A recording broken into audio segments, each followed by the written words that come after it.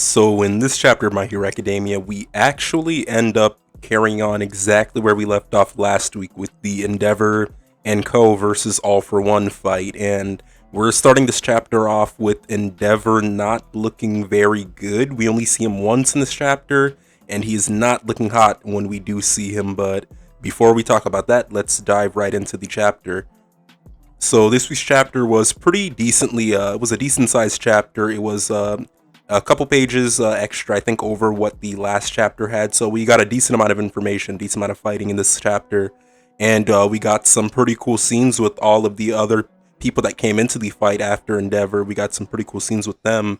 But this week's chapter starts off with Endeavor not looking too good. We see that he's still hurt from the attack that he sustained from All for One, but supposedly he's not out for the count right now. He's probably going to get back up and start fighting again, but for now, he's not looking too hot, and all he's able to think of during this point in the chapter is that he was dumb enough to let himself get, hurt because he gave into all of the talking that All for One was doing, and we see that he's just sitting there kind of regretting a lot of the things that he did, and he's bleeding a lot, but with the different things that All for One says in the next couple panels, we know that he isn't down for the count. He's likely going to come back into the fight.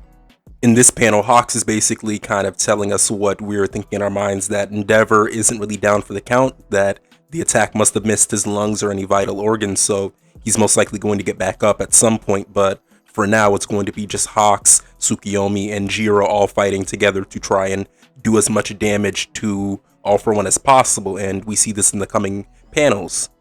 Hawks then remarks that the reason why he was kind of so against Tsukiyomi and Jiro being there is that they kind of didn't even think that they would need their help with Endeavor being there, but obviously Endeavor just isn't going to be enough in this fight, and they're going to need all of the help that they can get. And we get a cool moment where Hawks is basically just acknowledging Tsukiyomi again, saying, "Will you save me again, hero?" And Tsukiyomi saying, "You got it." But before anything can really happen with them, All for One butts in again, and he's saying that, playtime is over. You guys are going to be taken down by me, and he's not wasting any time. He hasn't been during this entire fight, and he's going to do whatever it takes to take them down. All for One then remarks that they're most likely trying to buy time for Endeavor to come back, since he knows that Endeavor isn't down for the count, and more than likely Endeavor's going to fight till his last breath, so he knows that he's definitely coming back up. But he then remarks that right now the weakest link out of their whole group is Jiro, and he instantly starts going after her heavy. He really wants to get her out the fight and basically just pick off everybody one by one, and to do that he's going to try and start with Jiro, who is, in his words, the weakest link of all of them right there at the moment. We then see a couple different panels of Jiro looking absolutely terrified of All for One and what he's trying to do. He's trying to take her out fully, and he isn't holding anything back, and it's Hawks that comes to save her in this situation, and he's able to basically move her over and have her get back onto Tsukiyomi's back. But it's just crazy how shaken up that she is after this. In the next couple panels, she starts to have a sort of inner monologue telling herself that, she knew what she was getting herself into, and she remarks that she didn't even really see his attacks coming, and that even her goosebumps had a hard time really detecting that anything was going wrong until the last moment.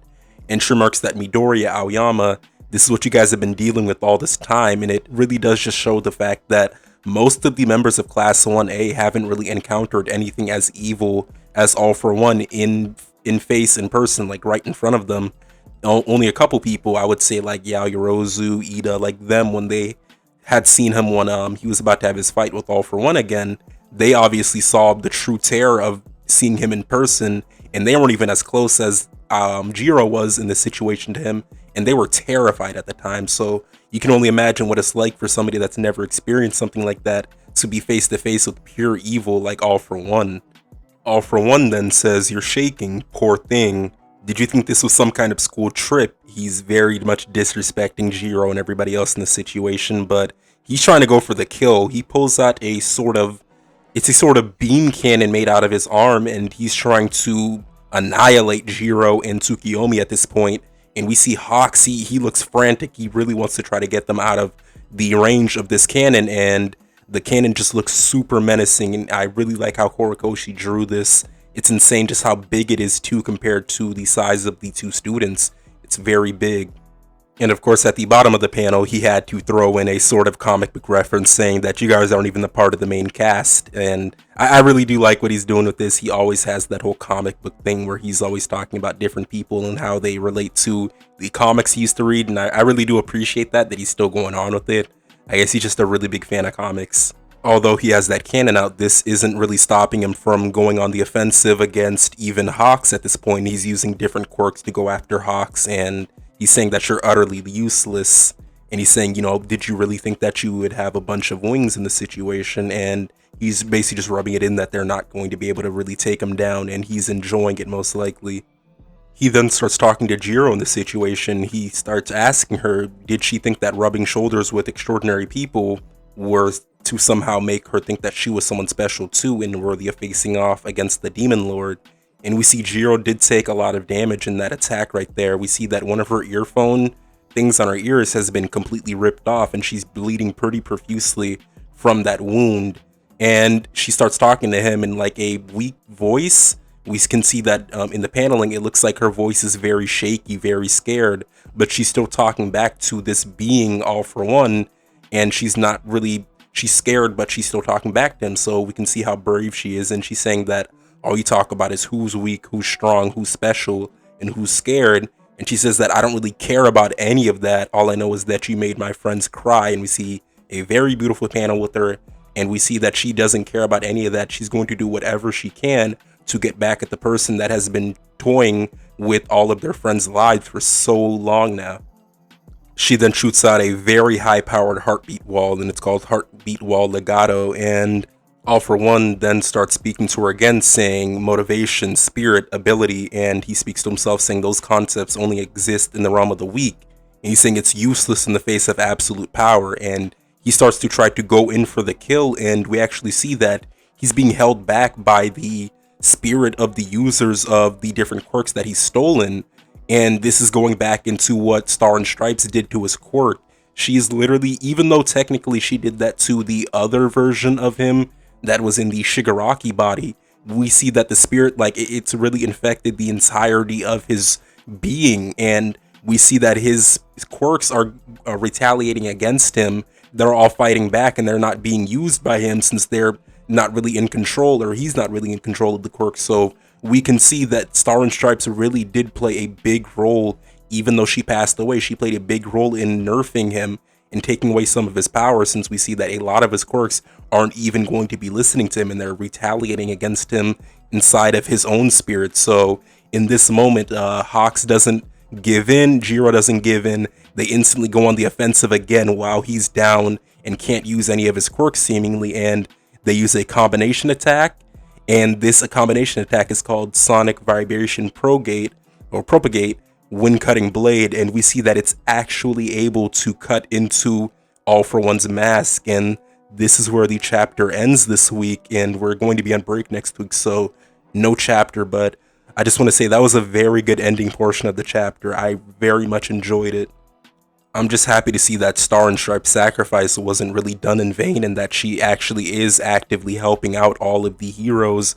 Even in her death, her quirk really ran rampant inside of All For One's spirit, and it's still doing a lot of damage to him even at this moment. This leads me to believe that something similar is likely going to happen, probably with the Shigaraki body, or the other Shigaraki, but I'm pretty sure something very similar is going to be happening with him whenever we do get to the fights with him, where his quirks are going to be kind of acting up, and it's all going to be thanks to Star and Stripes. But as for the ending of this chapter, I don't know if they're going to really be able to take him down just from this crack on the mask. It took them all of this effort just to crack a portion of the mask. It hasn't even broken completely, so I don't know how much this is really going to hinder All For One. It probably won't really do too much, but it is a start, though, in terms of them chipping him down and dealing damage to him, so they are getting somewhere. Honestly, for the chapter next week, it really could lead to anything. Horikoshi could just keep going on with this fight, but I think more likely he's going to switch to a different fight and kind of start showing off all of the other stuff going on in this war, and then maybe switch back to this fight later on, just to kind of build suspense, make us think, like, was it enough? Did they really take him down with this? Is he going to be going down soon after his mask being broken? But I don't think we're going to jump right back into it, but then again, I could be wrong. But in terms of this chapter, I think it was a great chapter. I really liked the fights. I really liked the message that was going on with all of the characters in the chapter. And I always like when different side characters are being used more, since we don't get too much of that usually in My Hero. So seeing all the side characters get cool moments to shine is awesome, and I really much enjoy that. But let me know what you guys thought of the chapter in the comments, and let me know if you think we're going to cut right back into this chapter or this fight next time we get a chapter, or if we're going to go to different fights.